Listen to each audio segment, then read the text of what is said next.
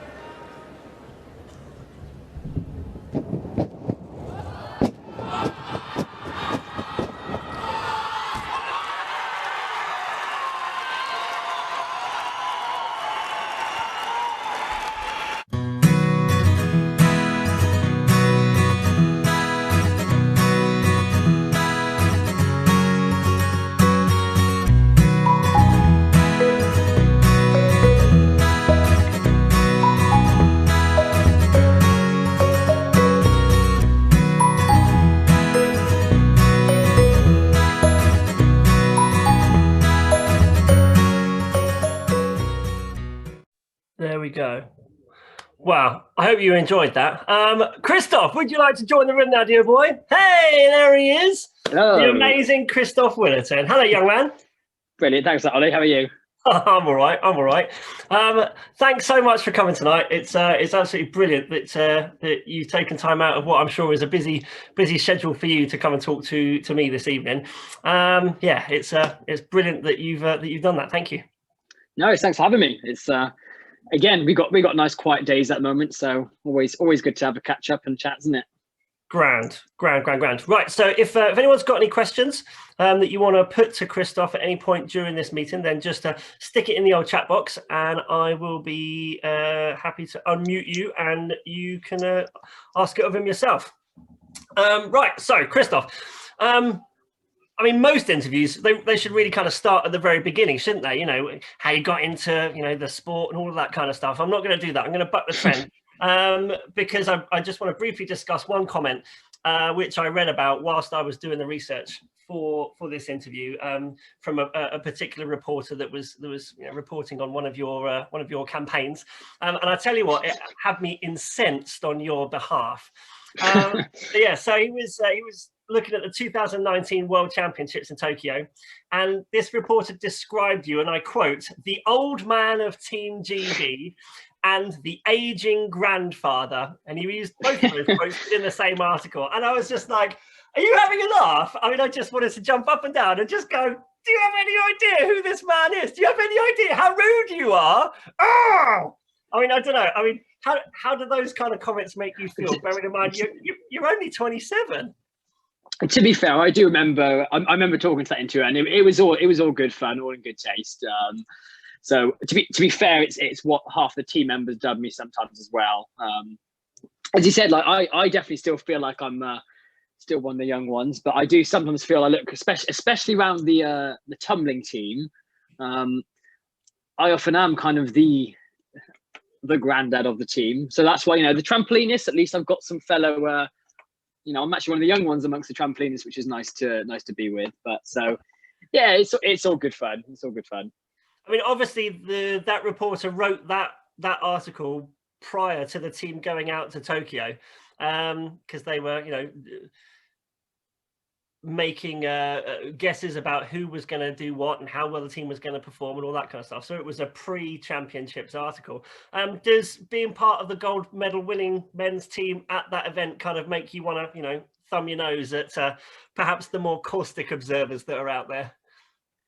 To be fair, I think a lot of my idols I always look at in the sport are those that manage to kind of stick at it for long term. You know, you see, especially there's quite a few tumblers for me that I look at, like Tig is one of the big. He was one of my main competitors, and he won the Europeans when he was 30. You see like a lot of the trampolinists like Karaveva, Moskalenko, Doganadze. You've got artistic. You've got people like Kristof Willerton. It's, you know, plenty of people have proven that you can do it kind of way into your 30s. So yeah, from that point of view, kind of still in my infancy. Okay, that's brilliant. It's I think it's great that you've got a really good, you know, perspective and a sense of humor on those kinds of comments. So grand.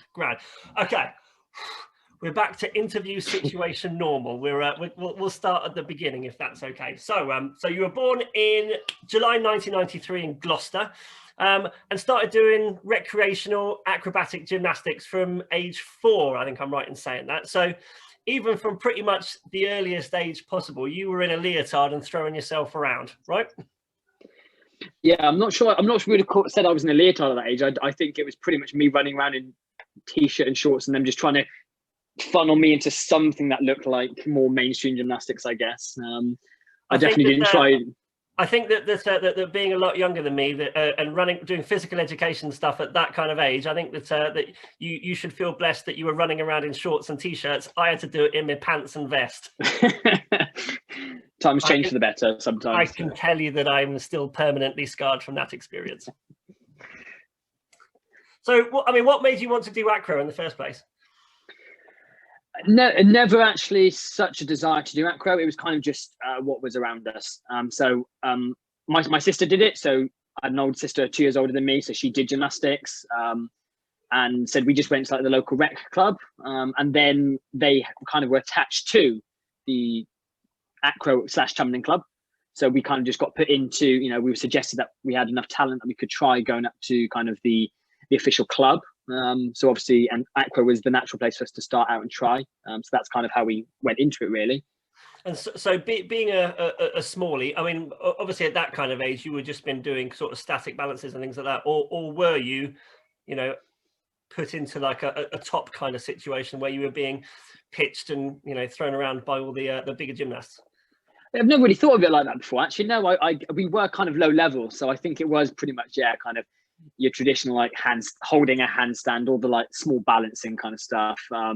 It wasn't until later I got to do kind of I did stay as an acro top for quite a few years, so I did get to do the get chucked around, which is always the much more fun part. I think that's what got me into like the tumbling, trampolining side more, enjoying that bit. Well, that was where I was going to go next. I mean, obviously you didn't stay in acro for an extended period. What happened next? Oh, hello. You need to go Gatecrasher. Oh, can you say hello to everybody? Hello. Hello.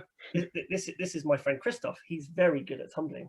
Hey. Yeah? Do you think that's cool? Yeah. Amazing. Right. Can I get on with my interview? Is that okay? Yeah. Yeah. Can you say bye-bye to everyone? Bye bye. Bye.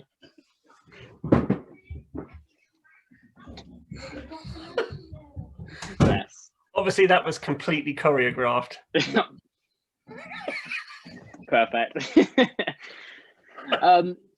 Cool. Right. So yeah. So I guess I kind of did both for a little while. I did acro kind of. I guess that's what everyone in the club did. We had tumbling that we could do alongside. So I started doing tumbling a little bit older. I think 10 years old was when I first started doing it. And kind of just is what we did. We did acro, we did tumbling. I didn't ever feel like I didn't have a choice, but I never felt like I was going to choose one or the other. And just kind of started enjoying tumbling a lot more. So acro became a little bit more of it felt a bit more of a chore to do in training, and I always preferred it when I got to go over to play on tumble, really, I guess. And then obviously kind of similarly, I remember I got recommended to try trampolining by kind of one of the head tumble acro coaches at the time. So this is they were looking for acrobats initially for a competition, and we didn't have many at the top level, so they kind of saw whether we had any tumblers, and I got invited to a trial. And I kind of got recommended actually to help my tumbling training that I should do some trampolining. So I kind of got into that quite early on as well. So where did you do your trampoline training? So that was in Gloucester. So that was locally. That was with Dawn Lawson. That was at a small school hall to start with. We used to call it a place called Oxtalls, campus in Gloucester. Oxtal Springers. Yeah. So what came from Oxtal Springers, and then we moved over to Aspire. Aspire Springers, obviously, as I got older, that was what the club got morphed into. We used to occasionally travel down to Bristol to this crazy place. I can't remember what it's called now. There was some really tall guy who always thought he was really funny.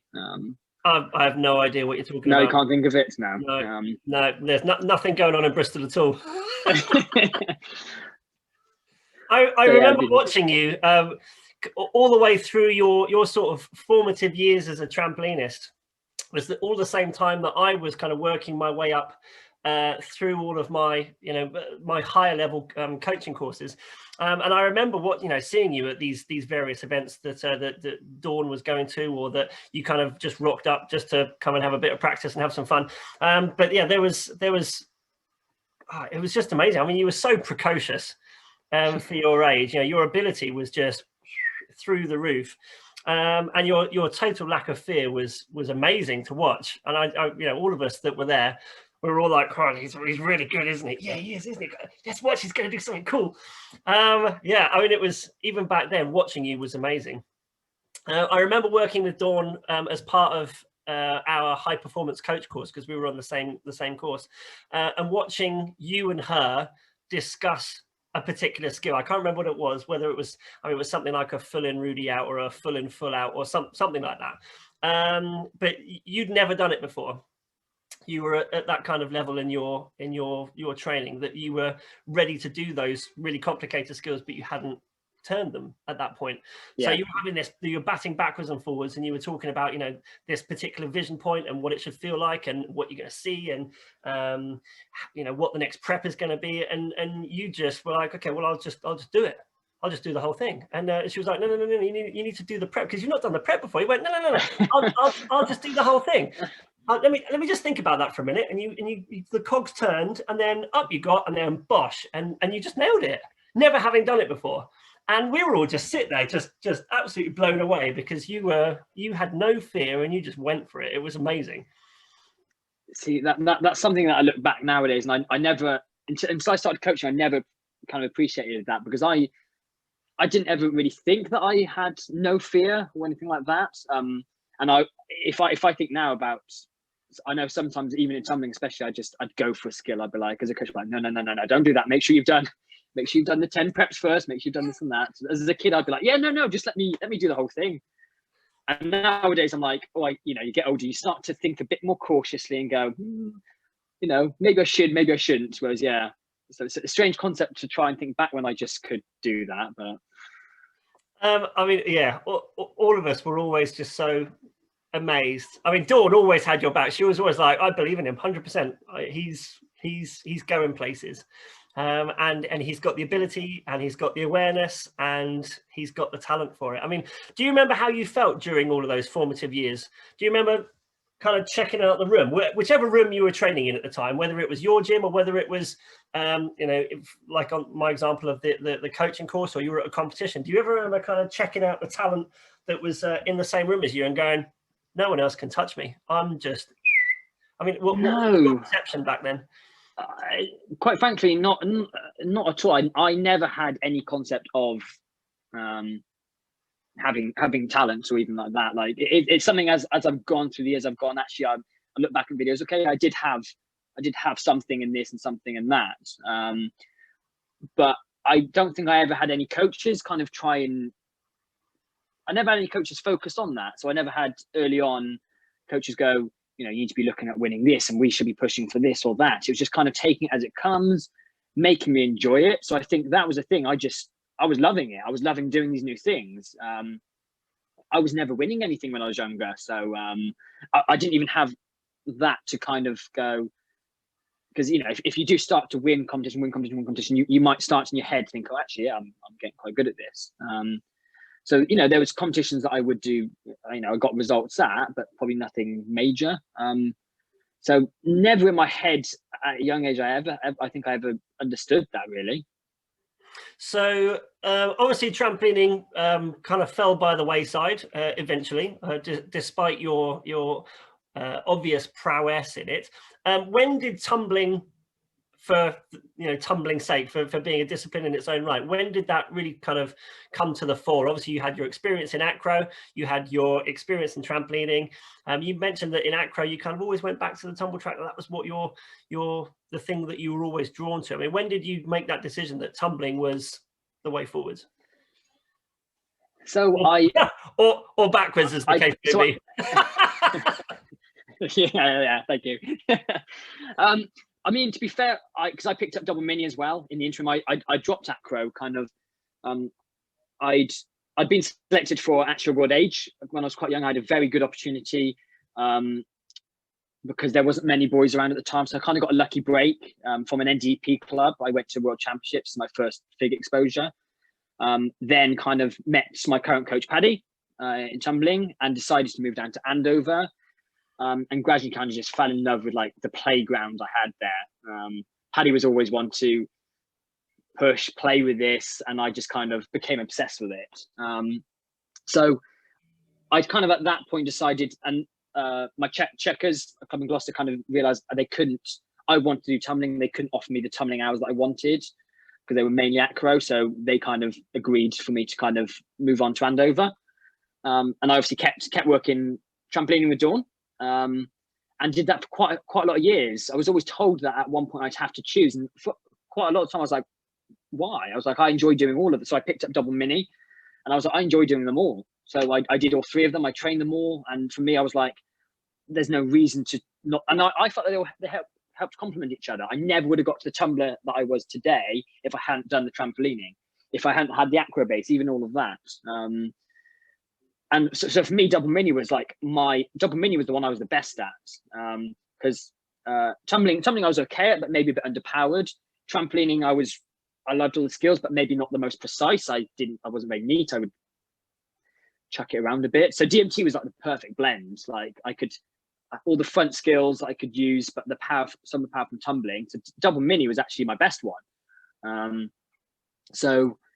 But it kind of got to the point where I was traveling to Andover. So I was traveling 3 hours to get there. So I kind of had to, an hour and a half back. So I kind of had to make the decision to stop either double mini or tumbling. And in the end, it came down to I enjoyed tumbling more. There was a cross where there was a junior European selection, and I was going for both tumbling and double mini, and didn't make the double mini team, even though probably because I made a little bit of mistake, I had to miss one of the trials for the tumbling comp. So I didn't get selected for DMT, and I just won my first tumbling British. So I was 15, 16. So I was always like progressing through tumbling, but never at the top.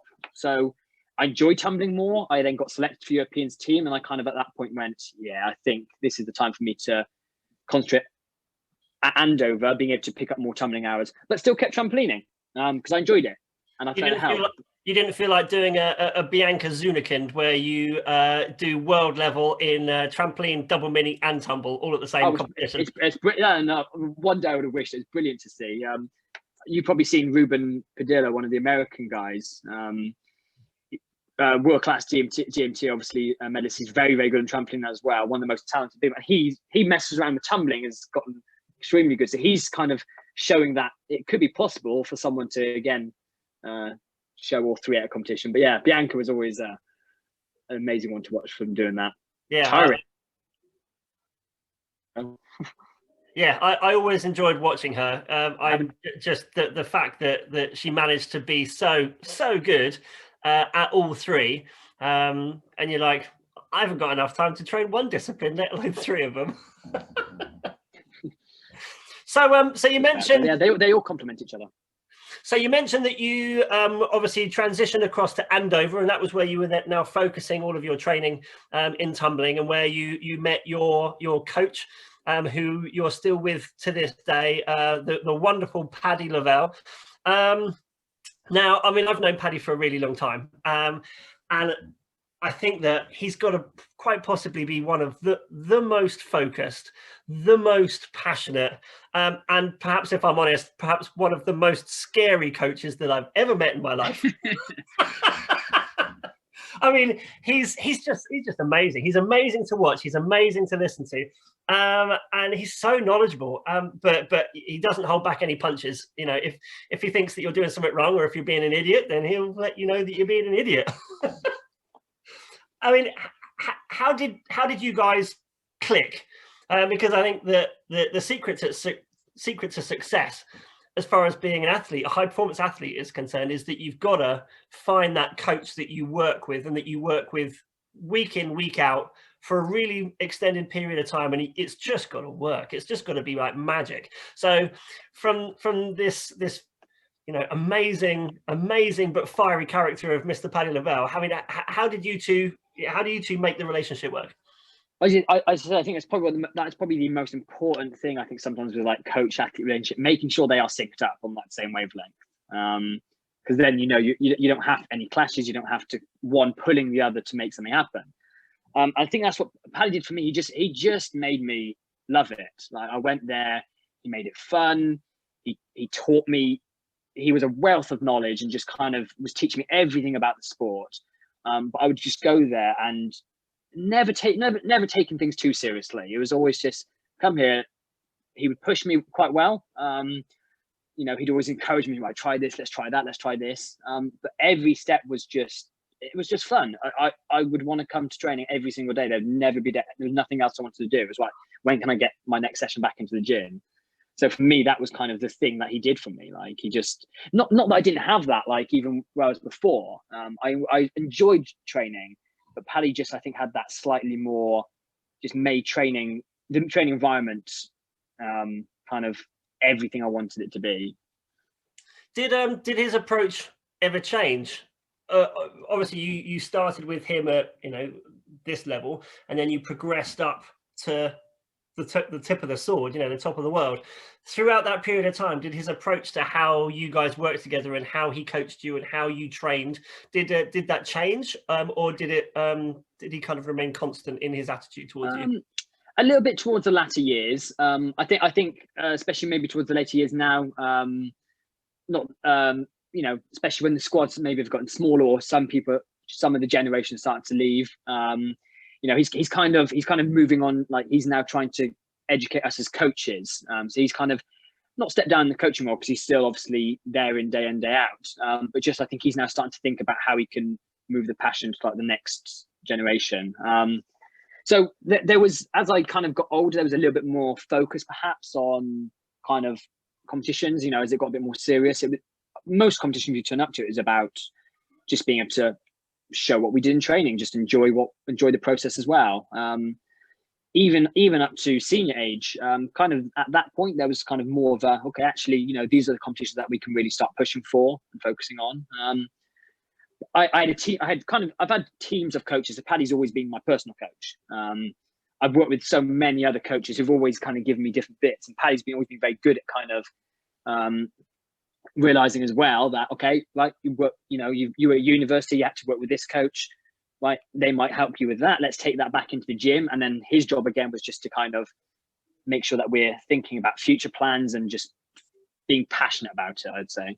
Yeah. At international events, you very often get one of the national squad coaches that will be with you out on the arena floor and whatnot. That for the vast majority of gymnasts isn't their personal coach. And I'm sure that sometimes you will have had Paddy, but very often you won't have done. Did you ever find as an athlete that having Paddy as your personal coach be with you on the competition floor gave you that extra edge? Or was it actually better that he wasn't there and you had a member of the national, the national coaching team who are all, amazing coaches in their own right, but was it more beneficial to have him there or to not have him there? To be fair, I would say more beneficial, especially younger years. I always enjoyed having Paddy there. Sometimes, I've changed my competition structure. Sometimes I just need to actually focus on this. And Paddy would like to talk and just talk about nonsense stuff. And sometimes like, okay, Paddy, actually, I need to concentrate now. So Paddy, just shut up for a minute, yeah. But you know what? That's the way around it should be. Sometimes I reckon. But I think one of the things is, especially as I was gearing up to go to university, is one of the things that we knew. And we've always done, Paddy always trained me to be not independent, but that I'm not reliant, that I can go, I can work with it. And that's one thing that he obviously always very consciously trained to make me to be able to go away to these competitions, be robust. If he's there, perfect. If not, we just follow the same process. So actually it got to a stage where if he was there, brilliant. But if not, we stick to the same plan, and we just show what we've worked out on, I guess. Yeah. Okay, that's brilliant. Thank you for that. Okay, what about you starting to represent Great Britain at international events? I mean, the normal route is that you'll come up through the, the recreational and as the competition framework is at the moment, the NDP kind of pathway. Then you'll look at doing the FIG stuff, the harder stuff, and then you'll be selected or you'll be identified for the world-class program. So you'll go to training camps at Lilleshall, and then they'll go, yeah, you're good. We'll select you. We'll put you into a little training group here, and then you'll be put onto the British team. And hey presto, you run around the world and you do amazing things. That wasn't how it kind of worked for you, was it, as far as your first international representation? No, as I said, like it was a weird experience that I was an Ndp gymnast, no aspirations to go to these big competitions, no real awareness of them. Just before you go on, sorry, can you just describe what is an Ndp gymnast? What do you mean by that? So Ndp it's the National Development Program. So in those days, it was kind of, you had your FIG gymnasts. So that was like the level of, you could choose the optional runs. You had to have the age groups. Those are the ones that kind of compete for the British titles, would go to World Age and stuff like that. So the NDP, I guess, was the structure that sat just below it, which was that would develop through to FIG. So you'd have set runs and stuff like that.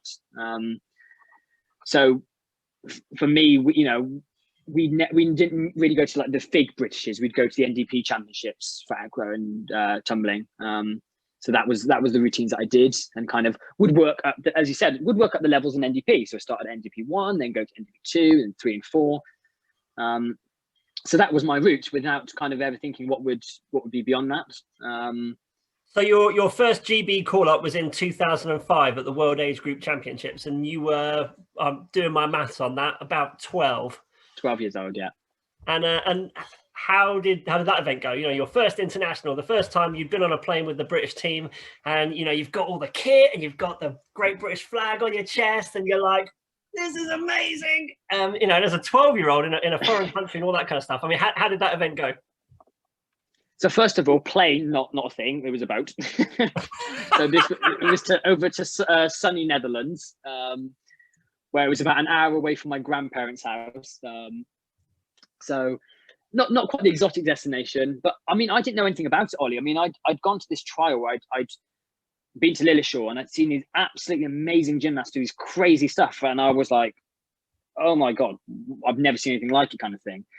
And there was me, and I didn't do that great, but got selected, and suddenly I was on this team. Now, I got dropped off on the day that we left. I didn't know anyone. I recognized 2 of the boys that I competed against, but never talked to them. I didn't know any of the coaches, didn't know any of the gymnasts. I kind of got dropped off from this bus, kind of had to sit there. I got there late, sat at the front next to I think one of the friends. Okay, this is going to be fun. And then it was kind of like, right, off go to compete for GB. And when I arrived there, my roommate hadn't even arrived because he arrived separately. So I actually spent the first night by myself.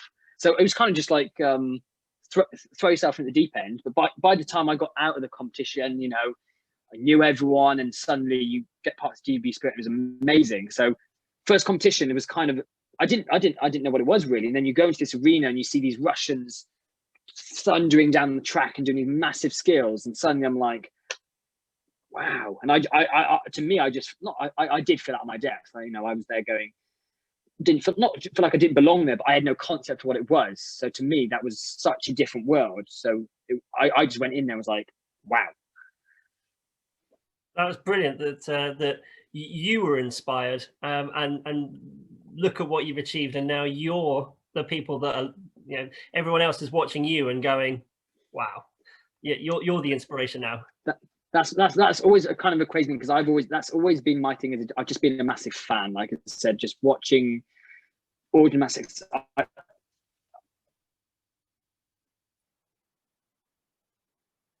And I have people come up to me sometimes now.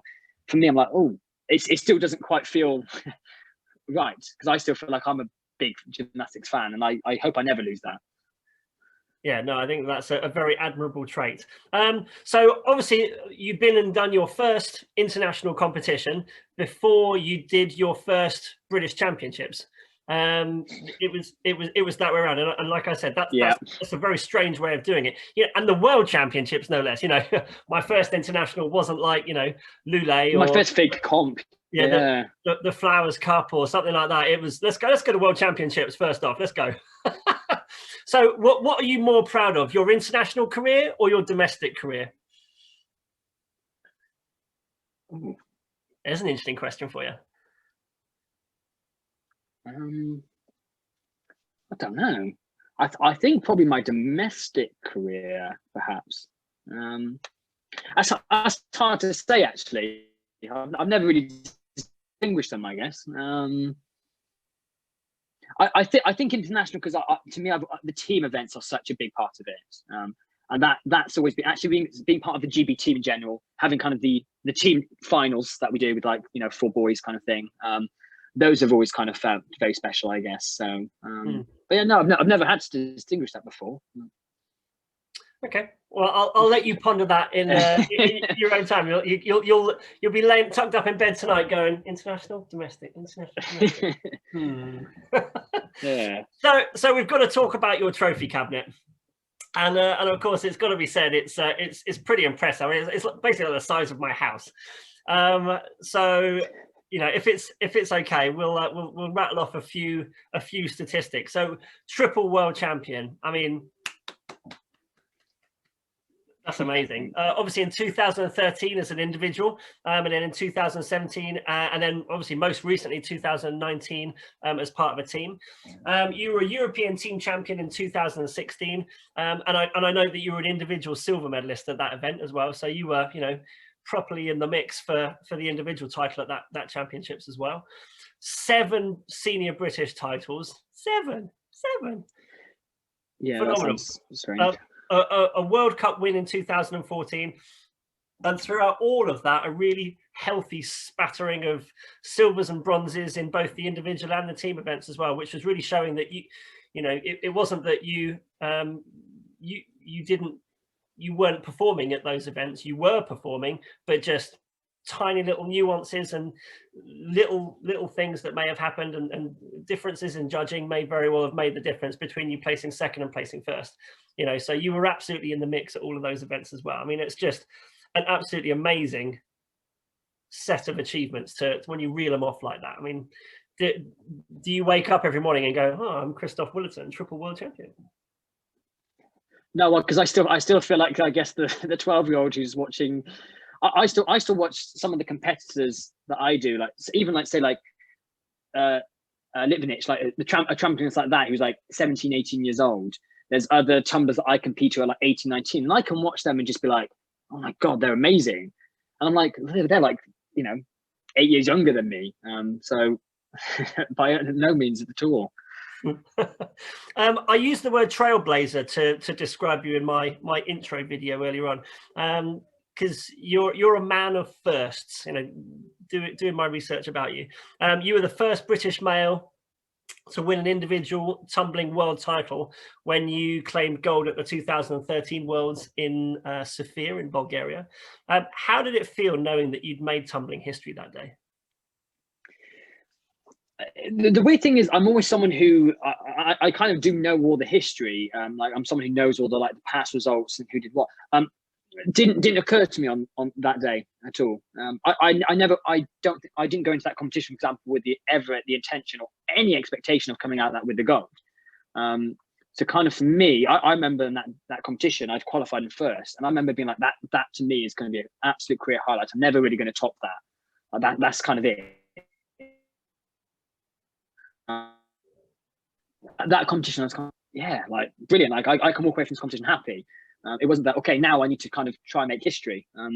Then to actually win it on the day was kind of like, even I didn't expect to win it till the last second, until we just did the final run. There was no actual thinking really about trying to win it and then what that would mean. So I don't think it was until after I spoke to Kath, who was the first female to win the tumbling world title back in '97, and she was out there coaching. She was on the coaching staff, and she was the one to kind of just calm me down before my final run. And that's when I kind of thought, oh wow, that's cool, because she was kind of the female tumble world champion, and I was the male one.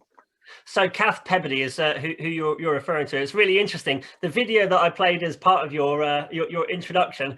Yeah. There's the shot of you. You're stood on the end of the tumble track, and you're doing your hair, and you're waiting to go, and the Kath is like over your shoulder.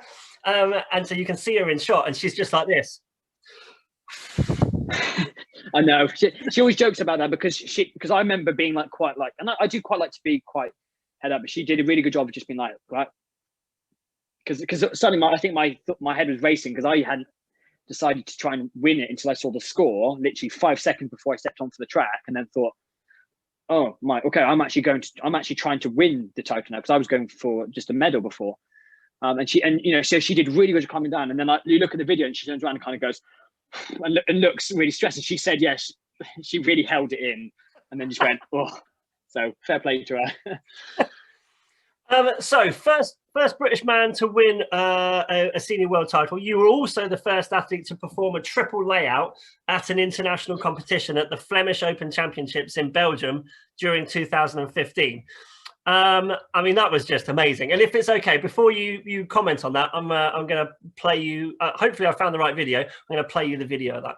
Hi, I'm Kristof, and these are my ultimate tumbling skills. This skill is a triple straight somersault, which is a rotational skill where you go 3 times in the stretch position.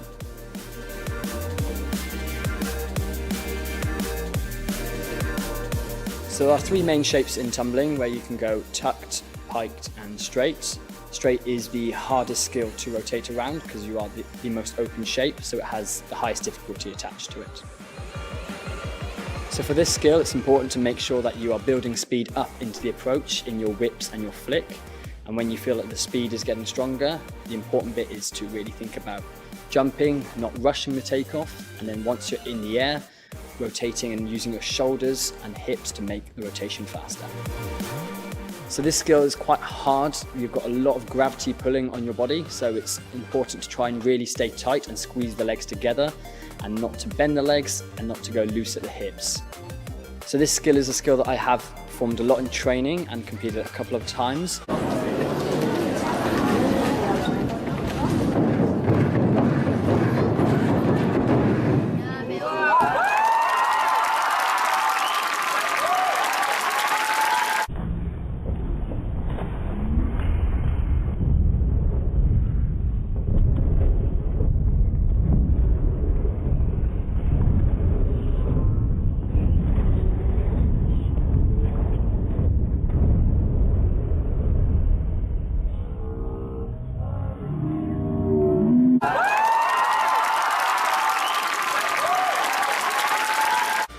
I mainly use it as a preparation to test the power for some more difficult skills with some twists in.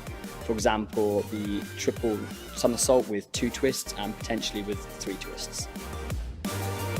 These were my ultimate skills. If you like what you saw, please subscribe to British Gymnastics YouTube channel. I mean, amazing, absolutely amazing. Presumably it's a calculated decision. You know, you trained and you knew that you were going to deliver that skill for the first time at an international event. It was a groundbreaking moment. I have a bit of a love-hate relationship with this skill because I absolutely love doing it in training. It's one of my favorite skills to actually feel like I perform.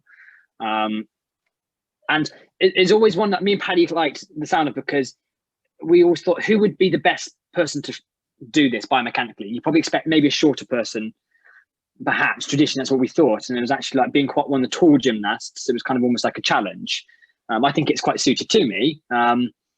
But it's not worth anything in tumbling. It's not worth much at all, value-wise. It's worth less than a full twist and triple tuck. So you'd never see it. So when we went to Belgium to do it that year, it wasn't, so I wanted to do it in quite a small, close competition, which turned out to have everyone filming it, which was a problem. So we couldn't get away from it. But it was to, as I said in the video with the BG there, is to never planned on doing to triple straight for triple straight's sake. It was always to test the power for a new skill, which is worth a lot more, which is the back in full full. That's a triple puck with 2 twists.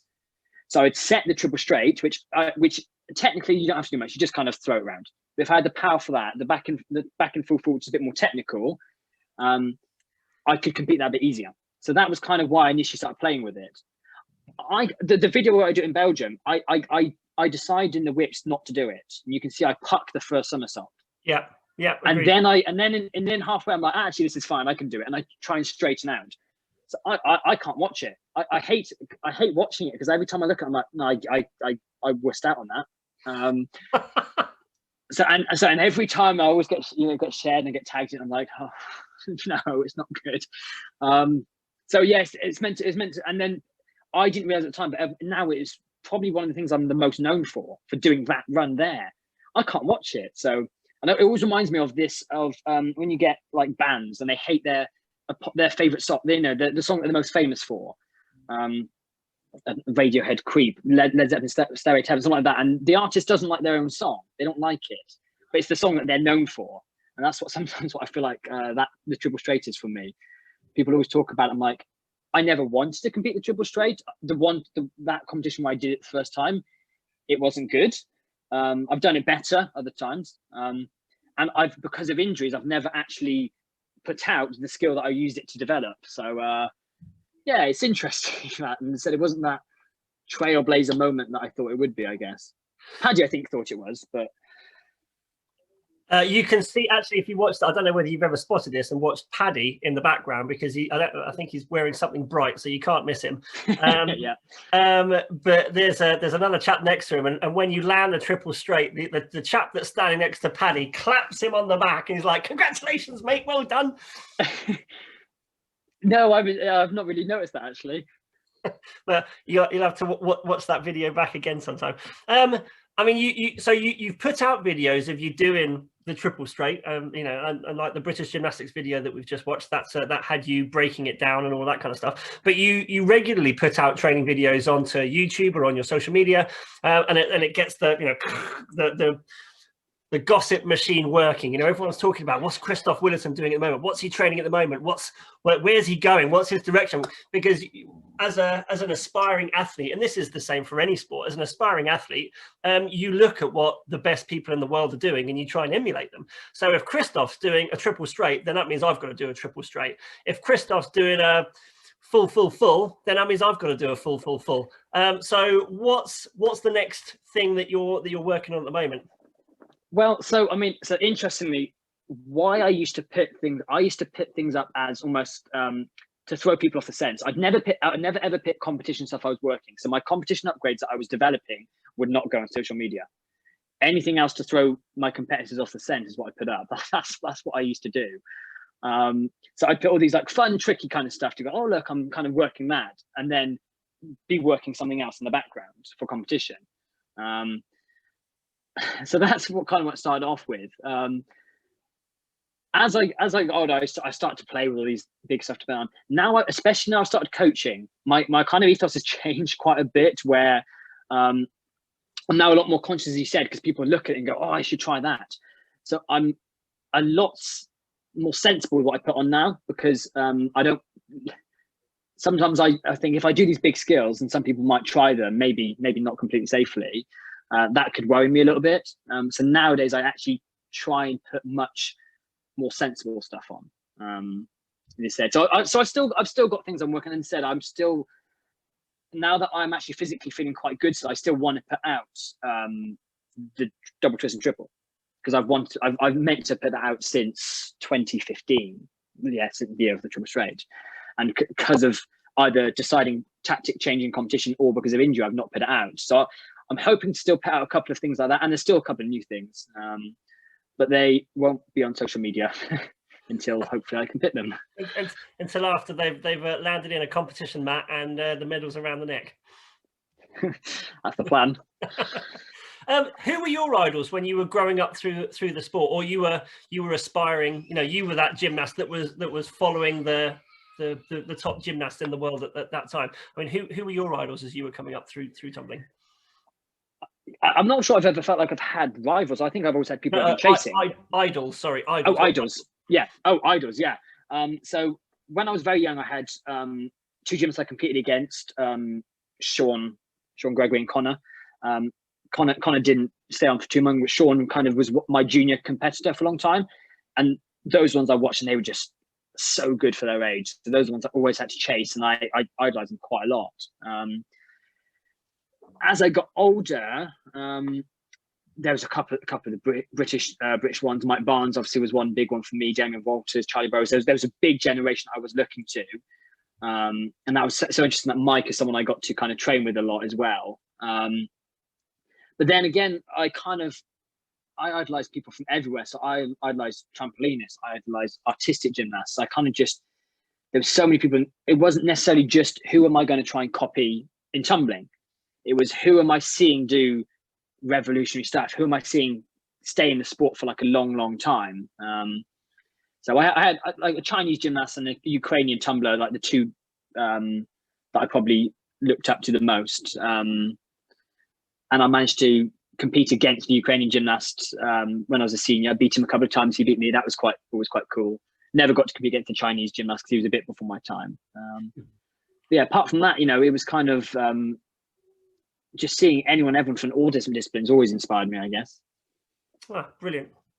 Cool. Okay, if it's okay, we're going to do a pretty short quick fire round, if that's all right. So just kind of say the first thing that pops into your head. Don't read too much into it. Don't try and think about the question too much. Just kind of shoot from the hip and go for it. Are you ready? I'm awful at this, but yeah, let's have a go. Amazing. Nothing like putting you on the spot. Okay, ready? Here we go. Favorite food? Grapes. Favorite judge on the British circuit? John Murray. Favorite skill? Phil and Pike. Favorite country you've competed in? Colombia. Favorite coach? Oh no. No. Too many favorite coaches. You can't say that one. Individual competition or team competition? Team. Craziest British team member you've competed with? Greg Townley. Worst injury? Broken arm. Dear. Very briefly, how'd you do that? Training camp, ready for competition. I just didn't get used to apparatus on day one. Went way too fast in a transition, and then just put my arm down. And so, yeah. Okay. Favorite arena commentator? Ollie Monroe. Hey!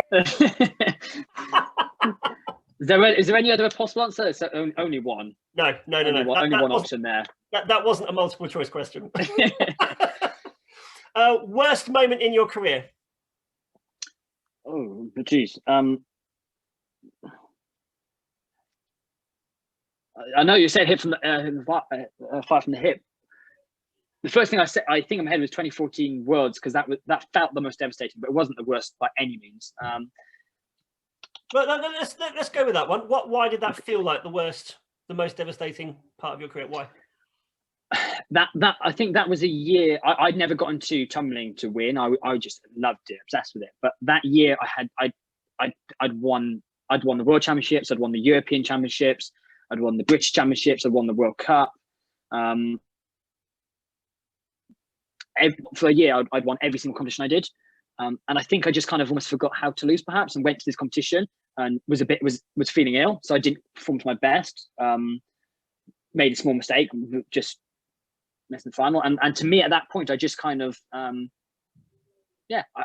think I'd just forgotten how to kind of deal with. And I'd had so many like knockbacks that I was very good at that, even at that age. And I was 20. I was quite 21, maybe. I was old enough to deal with it, but I just kind of, at that point, forgot how to lose. And now I look back and I think actually it was a very, very necessary moment for me. Okay, perhaps that leads me on to my final one, which is proudest moment in your career. 2014 Europeans that was following up. So the World Championships for me, said is never a competition I kind of expected to win, and I actually didn't think I should have won. I think the Russian guy was better, and I'd actually played a safe run because I could see the scores, so I knew what I needed to do to win. But again, I didn't feel like I was at the best. But 2014 Europeans, then that actually went to that competition with some expectation, obviously now. But I had a really, really bad injury, so I couldn't actually. Well, I had really bad plantar fasciitis, so I couldn't walk, and I hadn't trained for a few weeks. And I decided not to do the competition. They kind of convinced me, well, go see how you are and decide on the kind of when you're actually out there. Didn't train much, competed right in qualifying, and then kind of just decided in the final to just kind of go for it without any expectations, and just kind of rely on like muscle memory, rely on kind of the belief on it, and hit like a new pass I'd never done before, and then won the European title kind of with no expectation, and it kind of solidified for me the previous year, I guess. So that was probably my favorite. But I said the other big one for me, there was the 2016 Europeans year, the team where all 4 teams won. I don't think I've ever had a better feeling on a day where the junior men, junior women, senior men, senior when all 4 won the individual title for the first time, and that was a very special day. Yeah, the strength of British tumbling being shown off very, very much. It was. I remember reading that when it was all released in the on British Gymnastics and in the press and all that kind of stuff, and we were just like, wow, just wow. Especially because Russia came second. Like they usually traditionally would always be the ones to pip us, but yeah, it was nice to be able to do that. And of course, in amongst all of this, you gained a degree in biochemistry from the University of Oxford. I mean, first of all, Oxford, wow. What drew you to that subject? You know what? Simply, when I was deciding what subject to do, I had no idea what I wanted to do. I was trying to pick a career. I wanted to be a doctor initially, so I was going to study medicine. But speaking to a lot of people, they kind of said, if you study medicine, you're unlikely to be able to carry on tumbling. So I kind of threw that out the window. And I kind of went, I can't do that. It was my sister, actually. She picked subjects you enjoy doing. If you enjoy doing them, don't pick the job, just pick the degree, pick what you enjoy doing. And I loved biology, and I really liked my chemistry teacher, especially at that time. So I ended up choosing biochemistry. Sounds as simple as that.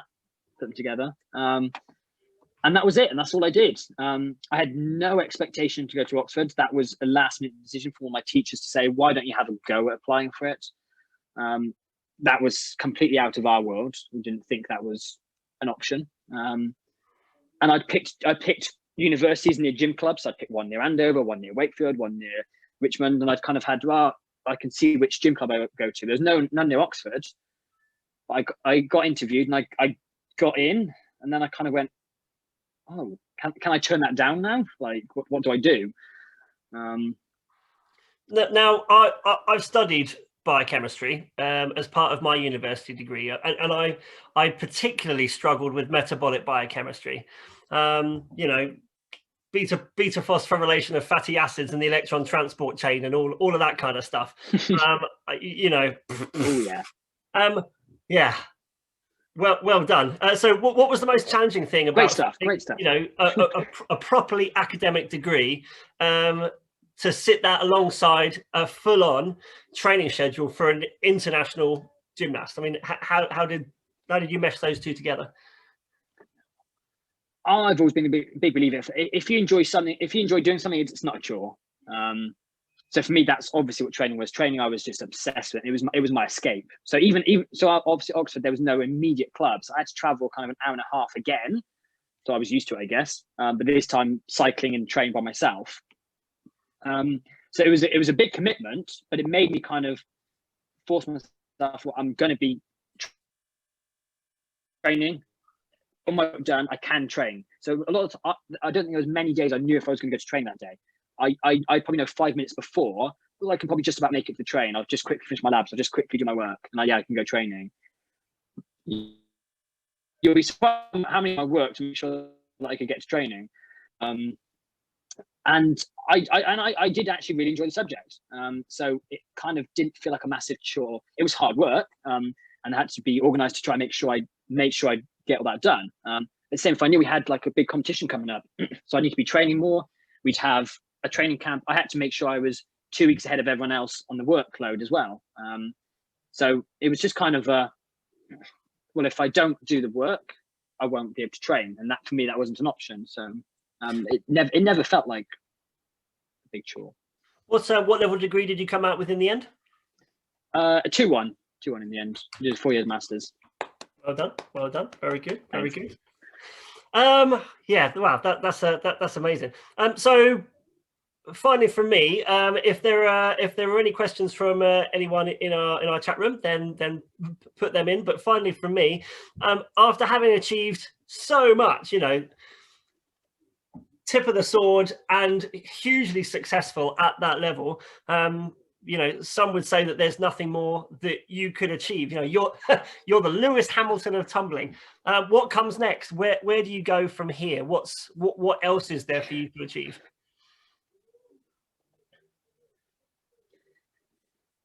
So for me, I've always said I'll stop doing it when I stop enjoying it, and I've had moments where that's been close. When I was struggling with injury like a year and a half ago, and I kind of thought, okay, I'm not sure I can keep going through this. Decided to work on my S&C program, figure things out, and now I'm at my prime and enjoying it again. I've still got goals. I've made a couple of mistakes in the past at World Championships. So I've got I've come 4th 3 times and 5th once, and 2 of those times I really should have medaled. As in I could have if I did what the routines I was meant to do, but I had not like a block. But I went for the wrong thing both times, and that's kind of always haunted me a little bit. So I've kind of always wanted to give the opportunity to go for another world medal. If fine, like I will look back on kind of be like I was very happy with it all, but I would always never forgive myself if I don't give it the opportunity. And instead, there's a couple of skills that I'd quite like to put out, but mainly, as I said, just I'm enjoying the training part of it. I managed to balance it. I've kind of got the few goals I want to be able to get or be able to try and go for, and not have any regrets essentially. What about biochemistry? Any career aspirations there? I would love to get back. There's a couple of like PhD options I'd love to be looking at, and I've taken quite a break away from it. I've actually recently been pre-COVID. Obviously, it's made it more difficult to look at getting back into it. The one thing I've said, I'm not rushed it, because I said I know if I try to do a full-time PhD, I would be unable to keep training. So I've kind of just trying to find the balance between which one starts when. So I've just been looking to a few job stuff kind of around that to get some experience into it. Whether I do a PhD or not in the end, I don't know. I would like to get back into that world. Or does a career in sport beckon you for the foreseeable future? I don't know. I do coaching now, and I do really enjoy coaching. It's kind of a big way for me to be able to. I fell in love with the sport, and to be able to see other people do that and be able to help them do the same thing, for me is so rewarding. And to so from that point of view, I'm not sure I could ever kind of walk away from tumbling, just because for me it's such an amazing world. And to be able to see and help other people doing so, I think I'll always do some coaching. I'm not sure I'll ever do it like as a full-time thing. But then I am a very all or nothing person, so we'll see. But I would love to get back into doing some kind of field research stuff as well at the same time. Yeah. Harley's asked you a question. I'll let him unmute himself if that's all right, and then he can ask you himself. So Harley, do you want to ask your question? My question was, how many bones are you broken? Cool. Hi, Harley. Not morbid at all. Yeah. Oh, you always get that's always the go-to questions, isn't it? They're always what people know. Yeah, I was a bit of a walking nightmare. As Ollie said, I was a bit of the kid with no fear. That had to get trained out of me as I got older. So I broke my foot trampolining initially. I think then 6 months later, I broke my foot on double mini. And I think of just under a year later, I then broke my foot on tumble. So I made sure I did one of each. So that was the fifth metatarsal. So was it same foot? Not right. No, different foot. It was right, then left, then right. Yeah, you think that'd be a very unlucky foot then. So that was a 3, and then I did my arm as well, which was a clean fracture. And then I kind of started to go, right, we need to make sure we're really paying attention. And a touch word, it's been a lot better since. Thank you, Harley. Oh dear. Having had Harley in several of these chats before, he's asked that question a couple of other times. Brilliant. He's keeping a tally of all the elite sports people. All of them. Am I out on top, or am I below, or yeah? You got to get You're the most bones broken. Am I? So it's not a title you want, but but to be fair, as I said, I always look back on that. You know, at the time, it's never something you wish for, never something you want, but they were the best things that ever happened. Career, it made me. It really made me hungry. Oh, brilliant! Oh well, thank you for that question, Harley. Kristof, we've dipped over our hour, so it is time for me to sadly bring this really fun chat to a close. Let me just say, on behalf of both myself and all of us here at Access, the very, very best of luck as you continue your competition campaigns. And for all the things that you've got in the bag that's not made its way onto social media yet, that you're prepping, and we hope that all of the goals and aspirations that you've set yourself for the rest of your tumbling career, and we hope that that's a really long time that you manage to achieve those. So good luck, dear boy. Brilliant, thanks. And thank you so much for coming. It's really been a pleasure for me to chat to you this evening. So yeah, thank you once again, and we'll look forward to seeing you at the next competition. Will do. Thanks, guys, and good luck with all your training as well then. Lovely. Cheers, Kristof.